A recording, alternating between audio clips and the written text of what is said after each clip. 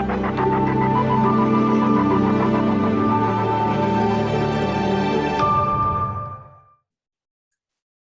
afternoon. My name is David Wordley. I'm the Virtual Conference Director of IORMA, and it's my pleasure to welcome you this afternoon to this IORMA webinar on e-commerce Africa. Before I hand you over to our moderator for this session, I'd like just to say a few words of introduction and some small housekeeping points. Well, first of all, a little bit about IORMA. IORMA's remit in holding this seminar, IORMA is a global consumer commerce centre. It's a neutral resource for businesses and governments that recognise the need to understand and respond to the ways in which the 7.8 billion global consumers are changing, and they're changing in the products and services they want and need and the ways in which they want to obtain them. And these changes are happening globally, and they're driven by developments in society and in business and in technology. So this webinar is one of a series of thought leadership discussions held every other Thursday. And topics are chosen from IORMA's horizon scannings, its surveys and its research. Now, we do want to make this as enjoyable and interactive as possible. So just to remind you that you can ask questions using the Q&A button at the bottom of the screen. Please try to use this rather than the chat section. And so now it's my pleasure to hand over to your moderator for this session, Juliana Ole-Inka. So, Juliana, tell us about this webinar. Good afternoon. Thank you very much, David. Good afternoon, everybody. As you can see from the background, no, I'm not in Accra. Unfortunately not. I'm in central London this afternoon, but we are going to be having a discussion about Africa and e-commerce in Africa. I am Juliana Ole-Inka. I'm the director of IORMA Africa. I'm also a broadcast journalist, looking after running Channels TV's London Bureau. Channels Television is Nigeria's leading broadcaster. We have an audience of between 20 and 30 million viewers. I've actually just come off air, and over the past few months, I've had extensive discussions about the e-commerce landscape in Africa. There have been so many success stories, one of them being Paystack and the acquisition of by PayPal, which was brilliant.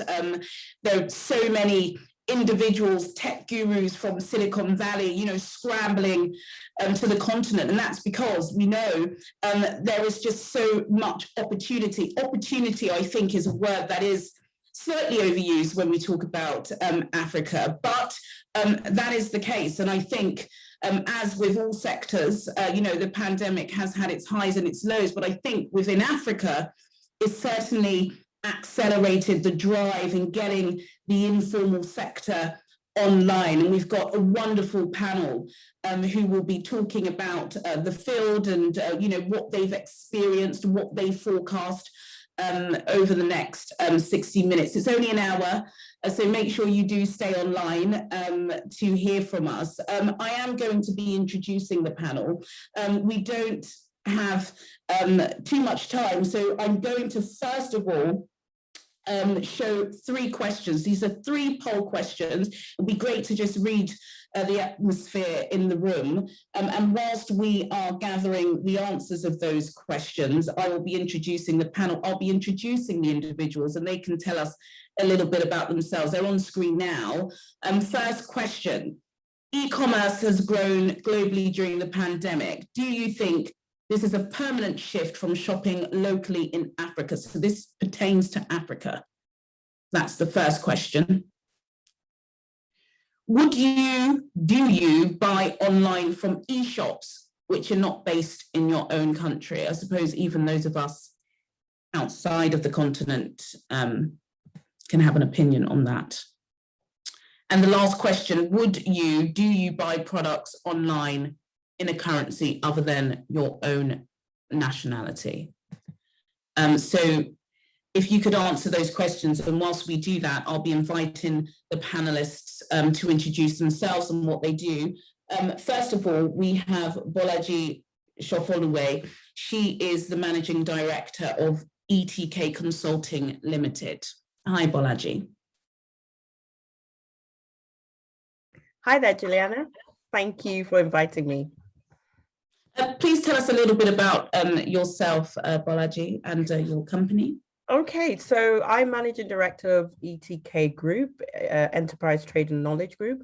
We're a UK-based, Africa-focused consultancy that have been helping clients go into African markets now for the last 10 years.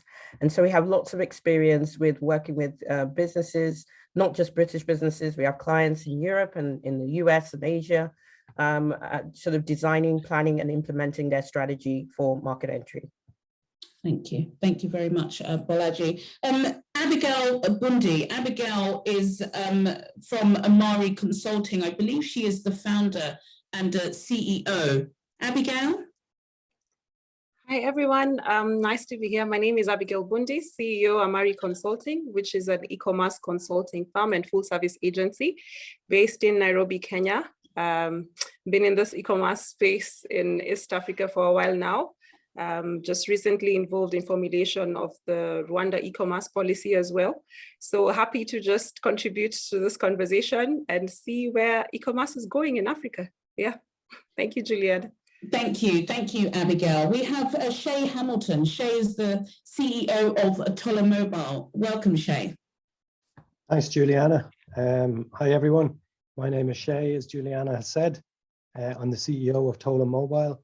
We're a mobile money technical integrator, founded in 2016. We effectively integrate to mobile money wallets across sub-Saharan Africa, and we provide a single API for our merchants and our customers to connect and enable them to transact with the consumers of those wallets. Thank you. Thank you very much, Shay. Really looking forward to hearing from you. We also have Sami Fuita. Sami is from DHL Express. He's the e-commerce business development manager. Welcome, Sami. Yeah, thank you very much, Julie. It's a pleasure to be part of this particular very important conversation. DHL basically is in the business of connecting people and improving lives through logistics. And it's really a pleasure to be part of this particular conversation with regards to e-commerce in the world and in Africa at this point. Thank you. Absolutely. We couldn't have the discussion without DHL. And last but certainly not least, we have Alistair Tempest. He is the CEO of the E-commerce Forum in Africa. We've got lots to hear from him. Welcome, Alistair. Thank you very much indeed, and good afternoon or good morning to all the listeners.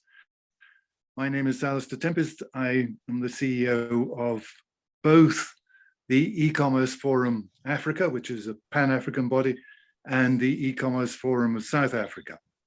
Our purpose in life is to represent the sector, the new sector at government level, and also to try and improve and encourage more research, better education and training, and to improve and keep trust in the sector, which of course, as you all know, is the key to making sure that people will actually buy online, as we've seen from the questionnaire that we've just everyone's just filled in. So looking forward to this. Thank you. Brilliant. Thank you, Alistair. I did see, I believe David flashed the results of that poll. Could you put that up for us again, David? Let's have a look at the insights of what people are thinking. Right. Okay. So e-commerce is growing. Do you think it's a permanent shift? Yes. Okay. 8% no. Interesting. It'd be interesting to hear from whoever said no. Why? Would you buy online from e-shops that are not based in your own country? Yes. 8% no. Okay. Do you buy products online in a currency other than your own national currency? 17% no. Very interesting. Please do. We do have a Q&A box. Please put your questions within the box. We will be getting to you. Shay, I would like to come to you first because I think Alistair, hit the tone pretty well when he spoke about trust. And again, as I was saying, everybody talks about opportunity when it comes to Africa, but trust, I think, is still a big issue when it comes to buying items online. If you're outside of the continent, there's that fear, isn't it? Especially with transactions. How has that changed during the pandemic, and what sort of infrastructure have Tola Mobile put in place to ensure that it is seamless from transaction to delivery? Thanks, Juliana. So what Tola have done, Tola has connected up to mobile wallet, mobile network operator wallets across Kenya, Tanzania, Uganda, Ghana, Mozambique, Zambia, Malawi, and we're currently integrating into an additional 5 territories at the moment. There have been a number of challenges over the last 12 to 18 months. Some of them COVID related, some of them not necessarily, but transactional integrity has always been an important feature and something that you have to get right. What we've seen is there is a growth in the number of transactions that we are handling on a daily basis, and that's reflective of the rising tide and growth throughout the sub-Saharan area for mobile money specific transactions. With that growth, the various platforms from the players in the value chain are having to scale, and we start to see some challenges and problems with that. There are service interruptions as mobile operators upgrade their infrastructure, which is a necessary evil. I mean, they're building for the future, but there are service interruptions. What we've got to do is make sure that we maintain transactional integrity while there's service interruptions, and we enable our merchants to keep transacting with consumers during these where possible. So, for example, sometimes you'll see that the mobile money APIs to a particular merchant or to companies like Tola go offline and out of service. The mobile money infrastructure hasn't. So the typical experience for a consumer is they're online, they're filling up their cart, they go to checkout, they hit the pay button, the merchant sends the charge request, that comes out, they put in their PIN number, the funds leave their wallet, they land in the business account or pay bill of the merchant. But because the API infrastructure is down, there's no notification. So the merchant isn't aware that the money has landed, and the consumer is left looking at a spinning wheel, waiting to see an order confirmation screen. So there are a number of things you can do. One of the things that Tola has done is to look at reconciling with the mobile network operator portal directly. So taking all the the ledgers of transactions down from the MNOs, uploading it to the Tola platform, and then reconciling between the transactions that Tola has seen and what the mobile operator has seen, and the ones that we haven't. Then we say, okay, these are transactions that have occurred, but we haven't been notified of them yet, and we then notify our merchants and allow them to transact and to continue trading during those types of outages. I suppose also you've got mobile money started with the B2C and C2B transactions. So effectively consumer to business, consumer initiated payments. And as things have taken off, and as the growth is ongoing, the need from an e-commerce perspective was for charge requests, which are merchant initiated payments, which is basically online trading friendly, allowing consumers to build up their shopping cart and check out and have the payment and the charge applied to their phone. They get a message to say you're about to be charged X, please enter your PIN. They put their PIN in, and the funds are transferred.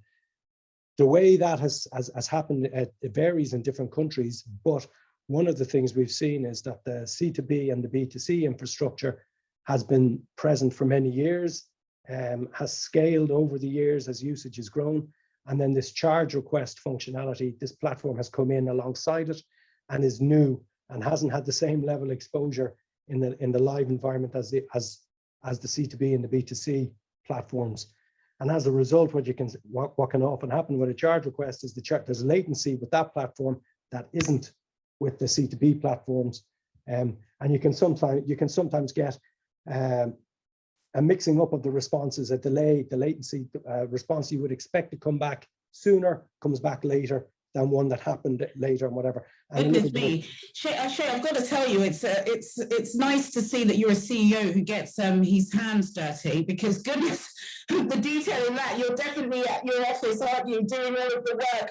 I've got to say, because we do have a stat here, it's a McKinsey stat. They are valuing the e-commerce in Africa to be about $75 billion over the next couple of years. What does that look like in real terms for Tolo Mobile? Give us some figures. You know, Zoom, they did their first quarter updates last month. They've obviously been doing exceptionally well. How has this turned into hard cash for your business?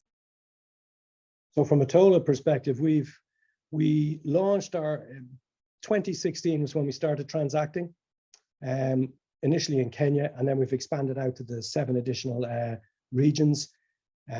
We have processed 500 million transactions to date, to a value of $300 million US. So that will give you a flavor of what it's like, and the growth has been year on year. So it's an upward trend.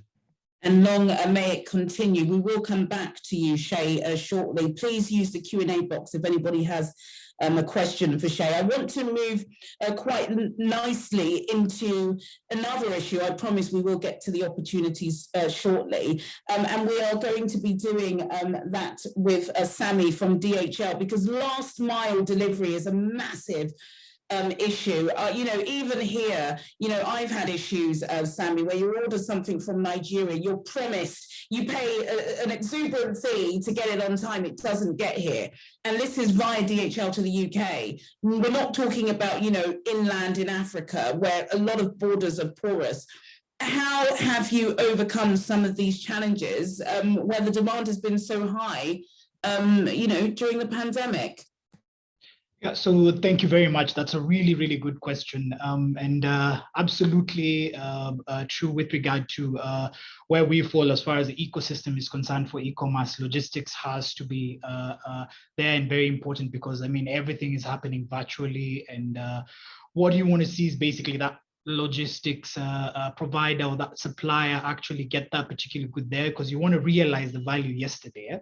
So what we've done as DHL is that we've tried to, or what we've done is actually to basically navigate all our customers through the complexities of shipping. We talk about all the complexities as far as barriers are concerned, customs, regulations. So in terms of like what can be shipped, what cannot be shipped, what to expect as far as tariffs are concerned. So we've gotten very involved in terms of creating that impact. And that's not something that we've done just recently with regard to e-commerce. We've been in this particular space as far as logistics is concerned for quite a number of years, since 1969. So it's basically a topic that, or basically a service that we are very, very good at this point. And what we've done also is in terms of customer promise, we've talked about the speed element. So if you're not going to get it as quickly as you should, then it really doesn't add any value for you to actually buy it cross-border or international at this point. So the speed element becomes very important because you just want to realize value. Someone has purchased something and it's basically very sentimental to them. Maybe it's for a birthday or it's for a loved one. So it's really, really important for us as far as like responding to the element of urgency. The other element that we've also looked at is in terms of convenience. So we've tried as much as possible to be up to date with the times. So everything is virtual. So it's very easy for you to access our services as DHL from a virtual perspective. So even in terms of like what our vision is, we're talking about digitalization. So up until 2025, we're actually talking about delivering excellence in a digital world. So we are at the forefront to make sure that we are responding to the convenience needs for our customers.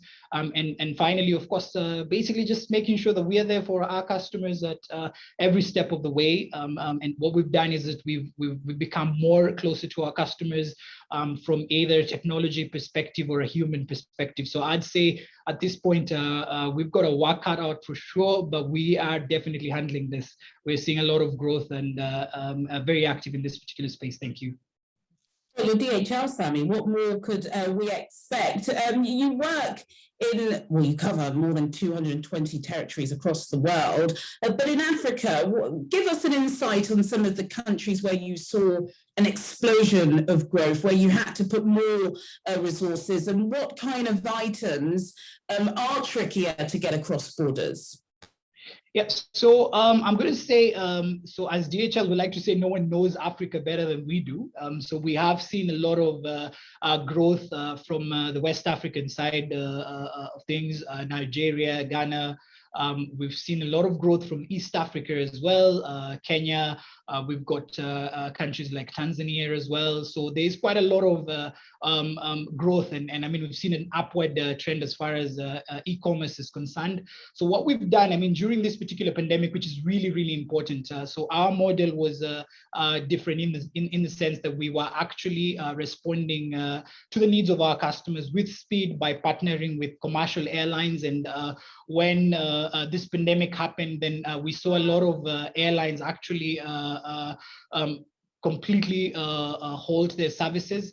And what we did as DHL, being that we actually had a role to play and being a best in class, what we've done is actually we've invested heavily as far as capacity is concerned. We have actually acquired quite a number of aircraft just to make sure that we live up to the customer's expectation. For us, at the center of everything we do is the customer. So if we're not being able to deliver that excellence, then it really doesn't make a point. So ideally, that's the response that we've actually done. So heavy research as far as our R&D is concerned, and response as well in terms of what needs to be done. So we've held all our resources together, marshaled up every particular resource just to make sure that we keep the world going. Like I said, we connect the world and improve lives. It's always a very important beat. So in terms of what products are we seeing, we've seen a major trend as far as home living decor is concerned. So people are at home. So you look at your wall and suddenly you realize it's really bare. So there's quite a lot of focus as far as that is concerned. So the usual, of course, fashion continues to be very key. But yeah, a lot of focus as far as dry food agriculture is also coming up. And we're seeing a lot of appetite from an African perspective. Yeah. Oh, brilliant.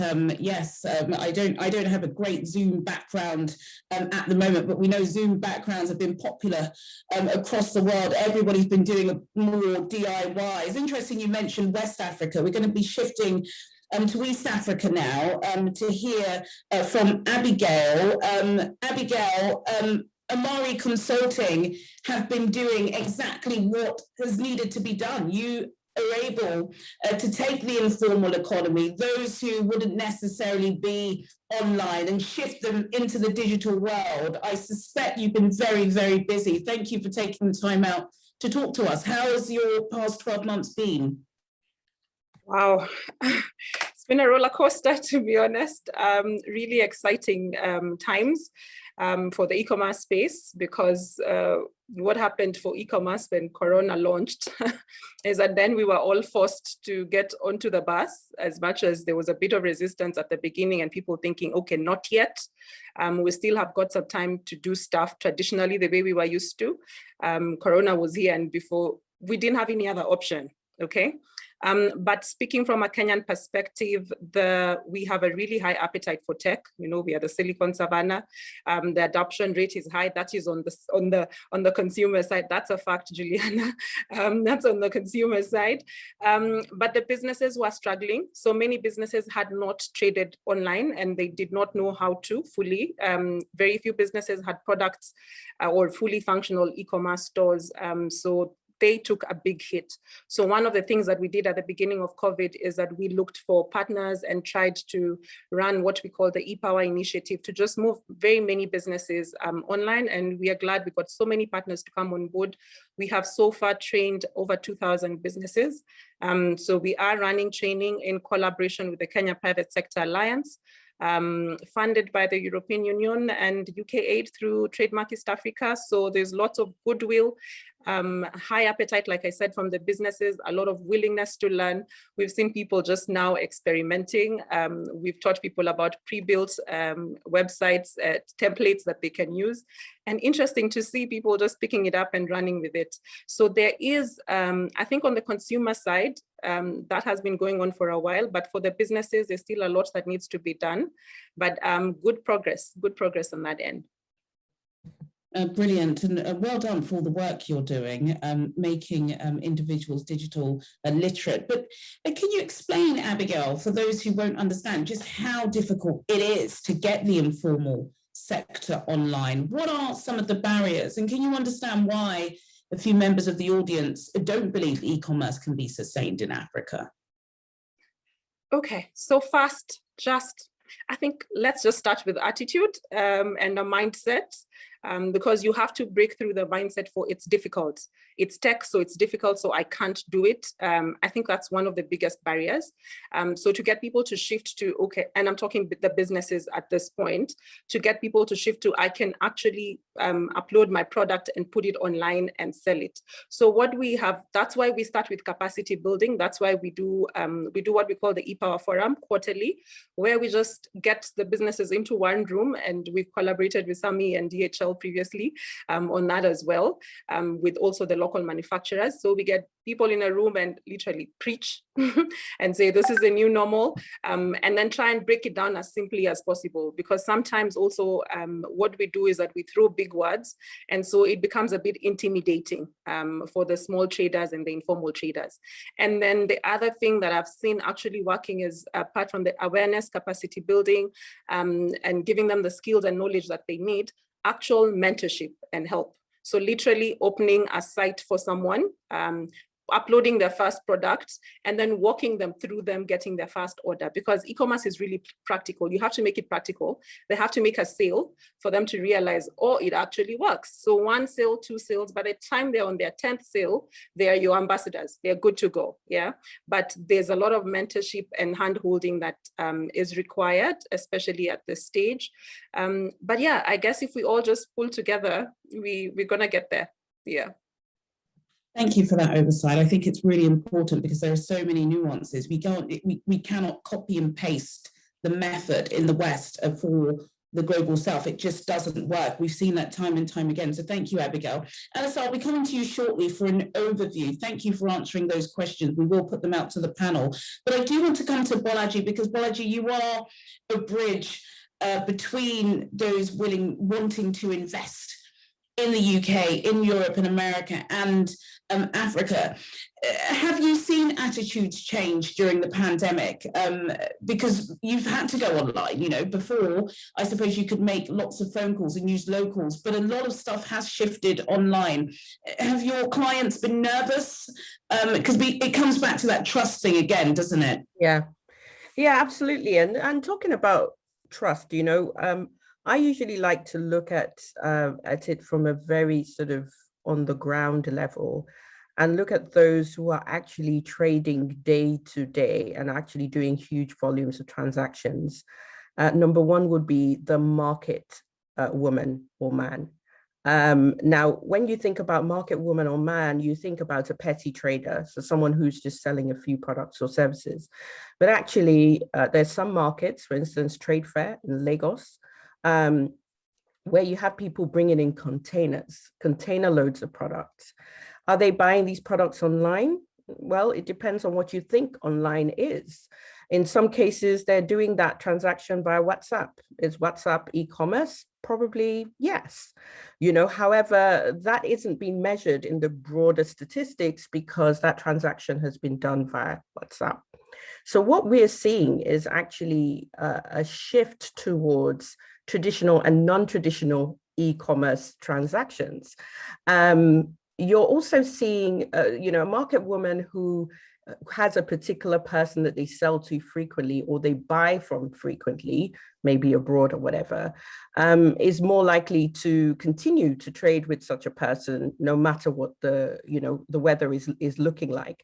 And again, that would probably be done via WhatsApp conversation.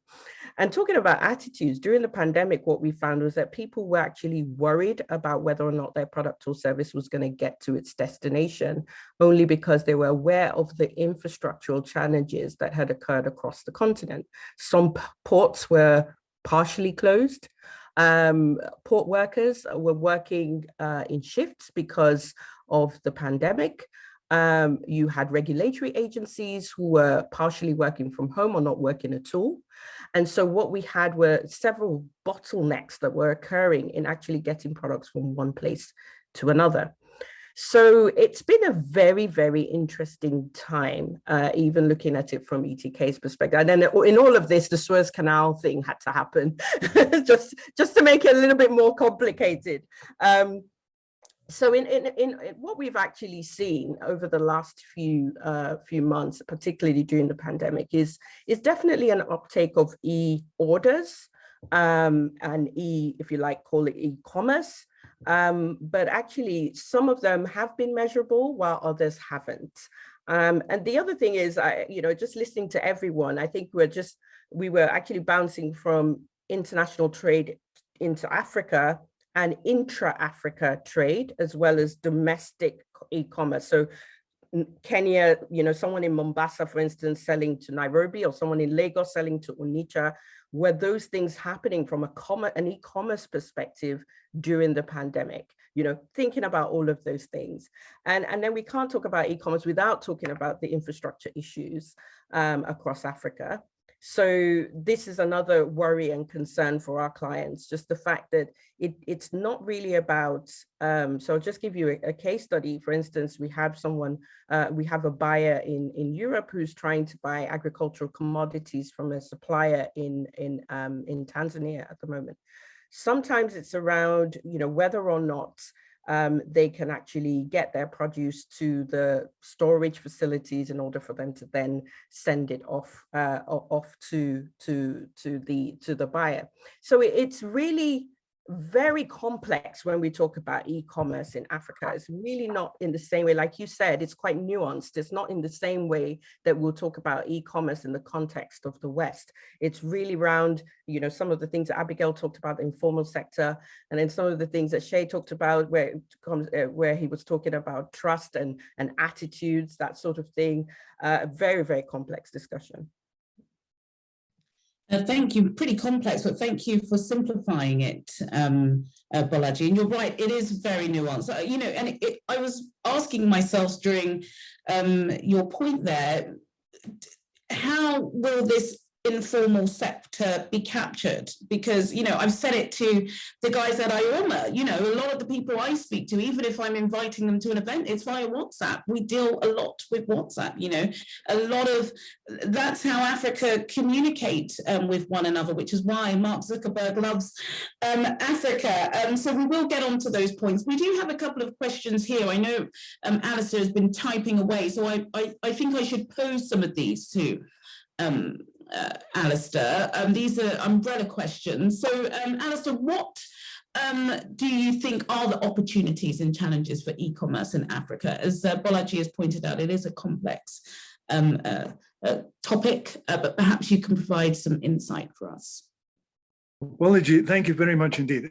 Bolaji made a fantastic point, which I think is really important, which is that social media is actually one of the most important ways in which e-commerce is growing in Africa. Now, I'd love to give a lot of statistics, a lot of data. I can't. There is very, very little data, which makes it extremely difficult and challenging to sort of provide people with a good picture of how African e-commerce is growing. I think what you also made the point that we're talking about national markets, which are growing definitely, and which have grown very fast. As far as I'm aware, we particularly look at Kenya, we particularly look at Ghana, Nigeria, Senegal, and Egypt, and Morocco. These are as well as obviously South Africa. These are markets which are really growing very, very fast. And presumably the other markets are going at their own rate, at a fast rate too. But what about cross-border? That is one of the questions was that they had noted from China that cross-border was actually dropping. And I think that was taken up also by the point of view that because air cargo and also shipping rates, shipping freight has gone enormously high.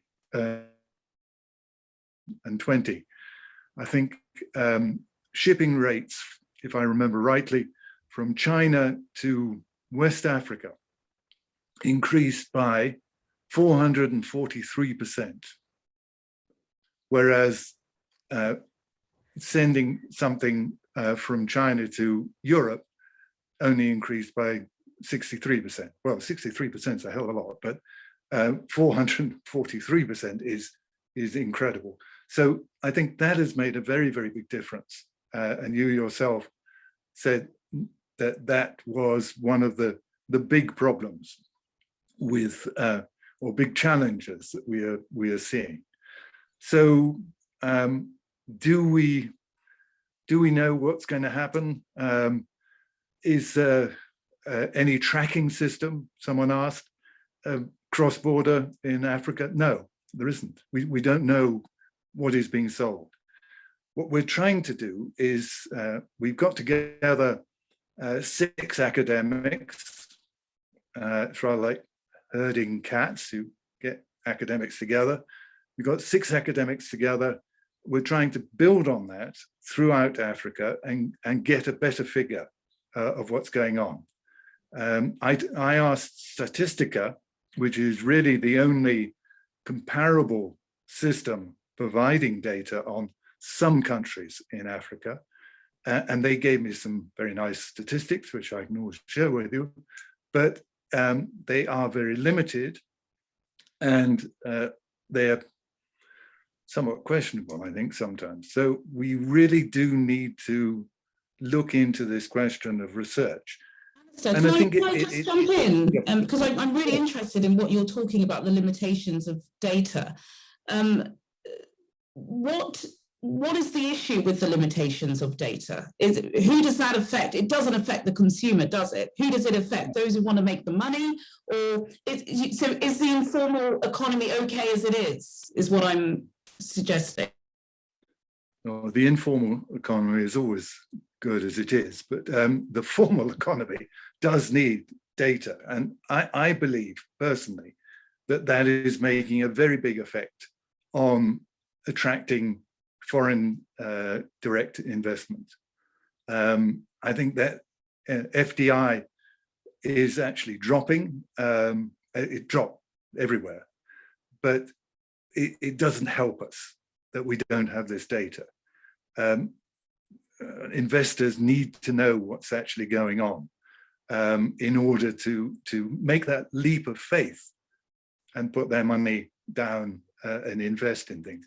So although you get incredible companies like Flutterwave, which is now the 2nd African unicorn, and is a payment system, or Paystack, which you mentioned. Although you get those incredible examples, it is very difficult for the, let's say, e-shop or payment system or even courier company, apart from, of course, DHL, Sammy, hi, to find the investment that's necessary to grow their industry and to grow their company in Africa. And we need to change that. We need to change that narrative. And the way in which I think we can do it most easily is by increasing research. So my appeal to everyone who is listening, if you can help, please contact us, because the more we can get help, the more easy it will be. Oh, thank you. Thank you, I mentioned this particularly because I saw Jeremy, who knows who he is, on our list of attendees. He sits in a rather powerful place in Washington, and he could help, maybe. Thank you. Excellent. Excellent. Perhaps he'll be teaming up with Abigail because she's obviously doing lots of stuff on the ground. So how do we scale up? Alistair says it's research. I want to put this out to the entire panel. Is it just research? Is it a change in mindset? Are some people just happy dealing in cash? How do we do that? So, for example, Shay, what does your marketing look like? How are you attracting new customers? You do seem to be a CEO who's very busy in the office. So perhaps you can tell us a little bit about how you are trying to attract new customers. Yeah, well, our sales team will take part in actual direct sales activities, and that's to date. Our customers, we're a B2B business, so we're selling to businesses. So it's to date, it's been direct contact, attending pre-COVID, was attending events and shows. Now that's moved to the virtual environment, and I'm not sure how successful that's been so far. We attend, and we do get a number of leads from that. But it's primarily direct sales from the sales team, who are working very hard to basically from home contact new business, new potential clients and new potential customers.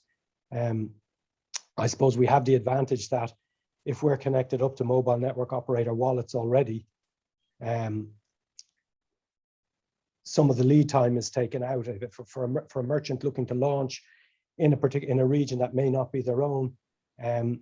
They can lean on our experience of already having integrated and are processing payments in that region rather than trying to do it from scratch themselves.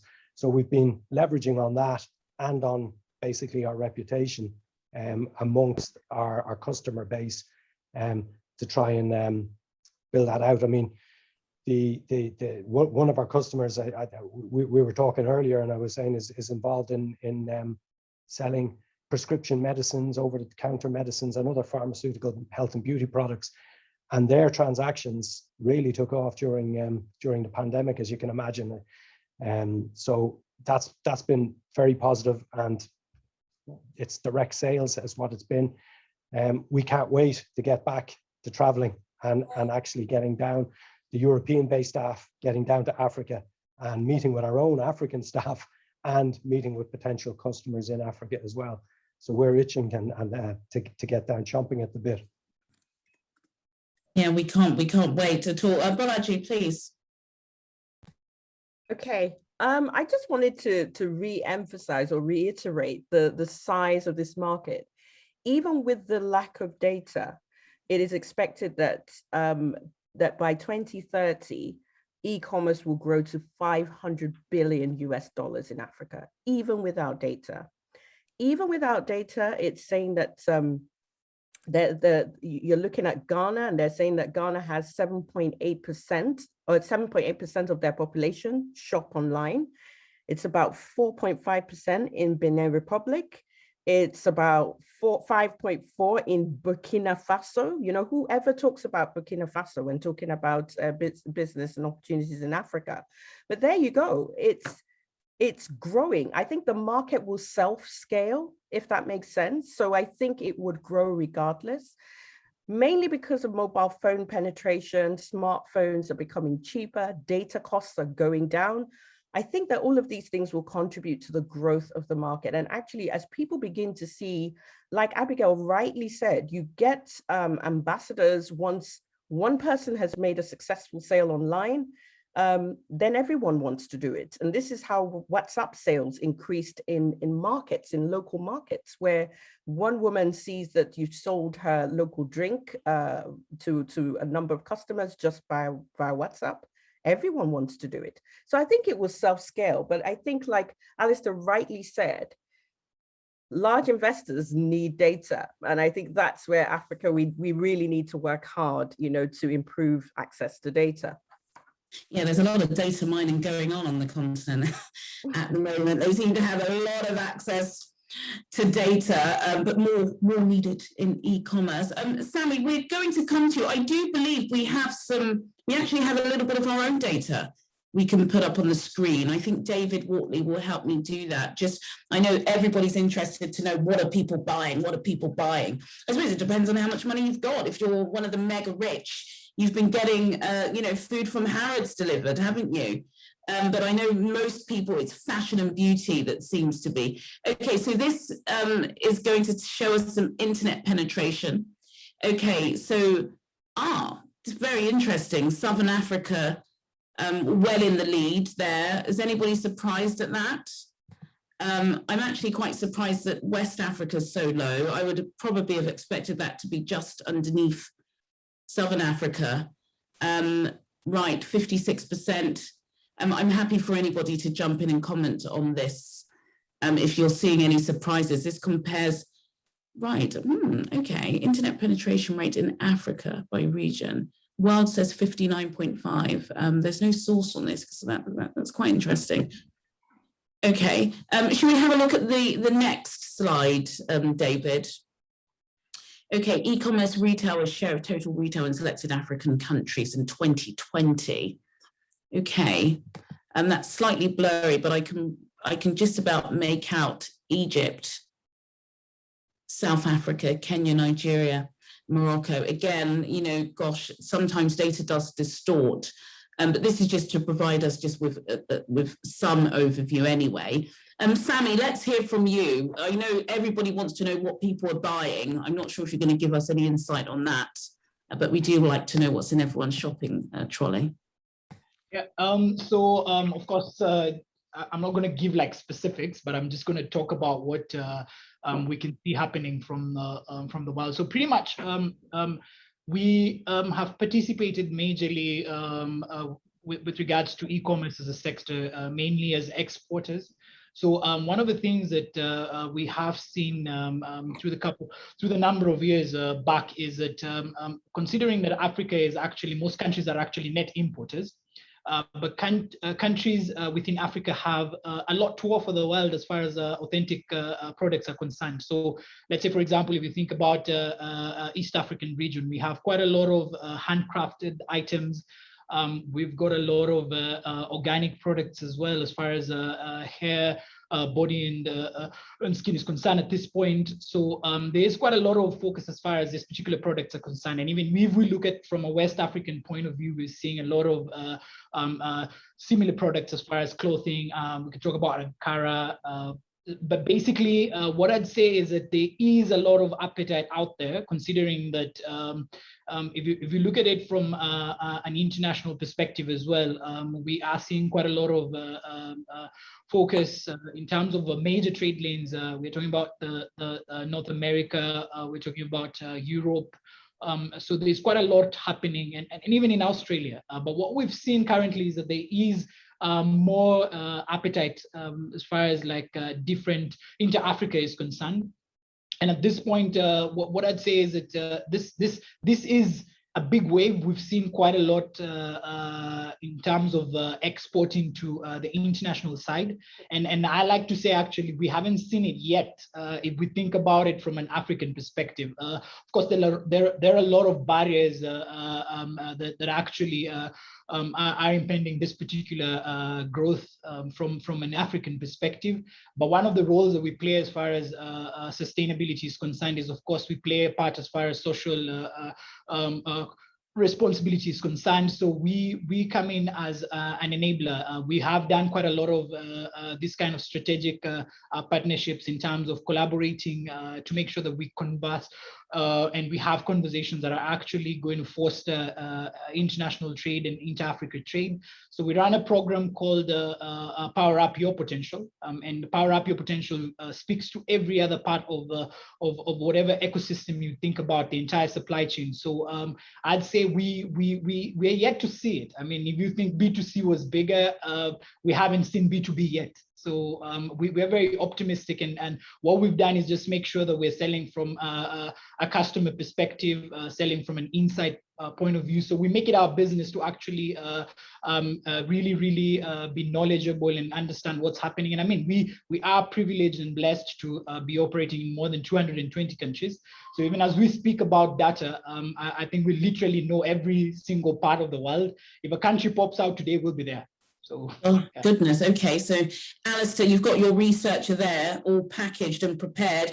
We're going to be wrapping up, guys. And I think we should wrap up with some sort of overview.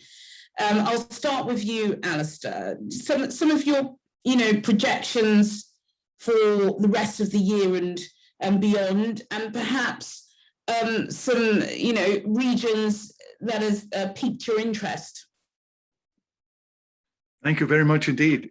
Every region piques my interest, all of them, not just the South. I think that, in at least in my view, we will continue to see e-commerce growing. What we do need, and something which we haven't touched in this discussion, is a more robust system of regulation. My goodness, a business asking regulation.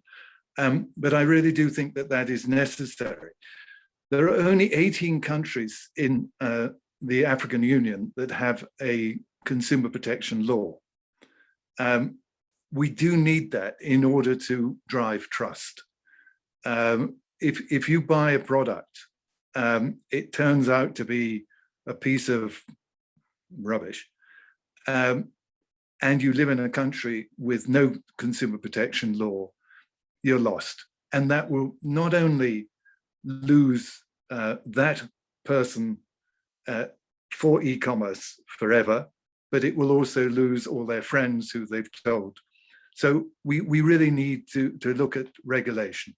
The African Union, as part of the African Free Trade Area, is going to do a convention on consumer protection. I think that's excellent, but it's going to take a long time. They're also going to do a protocol on e-commerce, and that's something that we're working very closely with them to try and achieve. So that's my my take on the next, 9 months, maybe 9 years. I'm not quite sure. Thank you. Thank you very much, Alistair. Abigail, your projections and anything exciting that we should be paying attention to in Kenya? Just the growth, just like everyone says, that I think is a given. It will continue to grow, but I'd like to just point out two things as we wrap up. One, what you said about us crafting our own version of our e-commerce. So just beginning to look at that, because really social commerce, if we can call it that, is what is really vibrant, only that we don't have a way to measure it currently. But so out of the 2,000 businesses that we trained, we did ask them how they currently trade. So which sales channel do you use? And we have quite some data that we collected. A lot of them, of course, the first one was their physical stores, but right next was social media. And then fewer have their own websites, and even fewer are in e-commerce marketplaces. So just about 18% of them had tried selling on a marketplace, right? So social media was up there, almost 50-50 with physical stores. So we need to find a way of just defining our own version of e-commerce in Africa and finding a way to measure that. But also in the context of the Africa Continental Free Trade Area, e-commerce is about connecting markets. So there's a lot of inbound e-commerce. We are buying from Alibaba and Amazon and everywhere else, and Sami is happy to ship that stuff in. But keen to see then how can e-commerce help us to showcase what we have here? So as much as we are buying from out, how can we use e-commerce to really showcase the beauty and the richness of our continent and offer that to the rest of the world within Africa and the rest of the world? Yeah. Excellent. So let's have Bolaji, Shay, then Sami as we wrap briefly. Thank you. Just to briefly wrap up, I'm just gonna, bring out one statistic that most of us know, Out of over 1 billion people, 1 billion consumers in Africa, 60% of them are below the age of 35. And that is a youthful, growing population that would be early adopters of e-commerce, that just by default, it's just the way they were born. These days, they're born with a smartphone in their hands. And so the opportunity for e-commerce in Africa is vast. And so I think that, like I said earlier, I think this will actually scale itself up, and we'll begin to see some significant shifts in the market. Brilliant, brilliant. Thank you, Brian. Shay, please, your final thoughts. Yeah, I would echo the sentiments of the panel with regards to the potential for growth that we're seeing, and that's going to continue. But also, I would say, don't forget about the non-connected consumer base. So we've got lots of great projections and predictions as to the infrastructure growth and the investments that the various companies are putting into rolling out their networks and improving their data speeds. But there is a vast consumer base that is still using feature phones, or that has got access to limited bandwidth or throughput in terms of data, or where data is too expensive. And that customer base can still be reached through ubiquitous technologies like SMS and USSD interactive menu systems, as well as now some of the interactive AI bots on some of the messaging apps that are available as well, that are not as data intensive as full websites and things like that. So it's just a case of, to expand your customer base, there are things you can do. Of course, you have to look after the full online site, your mobile website, but you can also do things to cast the net wider to those that are more difficult to reach, but may want to purchase your products. Thank you, Shay. So insightful. The infrastructure is there, isn't it? And last but not least, Sammy. Yeah, thank you. What we project to see from a logistics perspective is more and more players coming in. So we're seeing quite the appetite is really catching on, even into the formal sector as well. I mean, the informal sector, rightfully said, has played a major part as far as growing this particular sector is concerned. So we even from a DHL perspective, we've seen a lot of SMEs are the ones that are actually driving this conversation. However, everyone has actually seen that this is actually a very lucrative and a very pertinent sort of like sector to have. So people are actually looking at getting into channels. So we will see a lot of e-commerce, even from a B2B sector. And especially from what we've seen with the pandemic. I mean, from a traditional point of view, where we were using bricks and mortar approach, and a customer was happy to have a retail outlet. People were happy to open many outlets in different malls.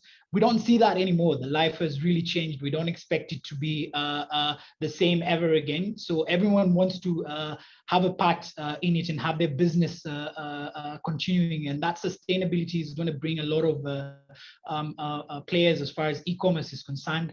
From a logistics perspective, there will be a lot of growth that is not very well sort of like anticipated for. But as DHL, we are very keen in terms of having this particular sector taken care of all as well. So like even in terms of how active we are, let's say, for example, as far as like Brexit is concerned, we are at the forefront to make sure that we are having conversations with our customers. So a lot of impact being created from DHL, and also building a lot of capacity. So this is not going to stop. We've got our foot on the pedal, and it's all cylinders firing at this point.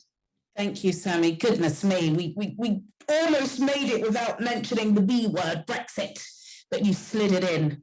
But that's fine. That's fine. Thank you so much, everybody. Thank you. Some keywords that stood out: research, data, more data, trust, nuance, growth, sustainability, education, opportunity, and of course, youth. I think this has been a really positive discussion. I would say, you know, every other webinar, I'm kind of like, oh, right, okay. But with this one, I've learned so much. Really great to know that we actually have key players in the field that know what they're doing. And it's looking positive. I would say. Thank you all so much. We didn't have enough time, but I'm sure we will revisit this discussion sometime later in the year. And do try to buy something from Africa online if you haven't done so already. I'm waiting for a dress. I was told it would be here within 7 days. And yes, I think it should be. And I'll show it off on social media, of course. But thank you all so much. I'll be handing back over to David Wortley for a last minute briefing. Thank you all. Well, thank you very much, Juliana. Like everyone else, I think in this webinar, I've also learned an enormous amount, and I'm very impressed by the quality, the knowledge, the passion, and the interest of all of our panelists. And to our audience, thank you too for participating in our poll and answering those questions, supplying those questions for us. So it really just remains for me to wrap up, and I want to do this by just sharing 1 or 2 slides with you. The first of these is just to remind you about the kind of services that IORMA offer. And one of these things is a guide to the practicalities of selling products online to global consumers. So you can find information about this on the IORMA website. So I do encourage you to have a look at that. Also, just to remind you that we have these webinars every 2 weeks. The next one will be in a fortnight's time on the topic of sustainable buildings. And finally, to say thank you very much, everyone, for participating. Please log off now and complete our feedback survey. Thank you.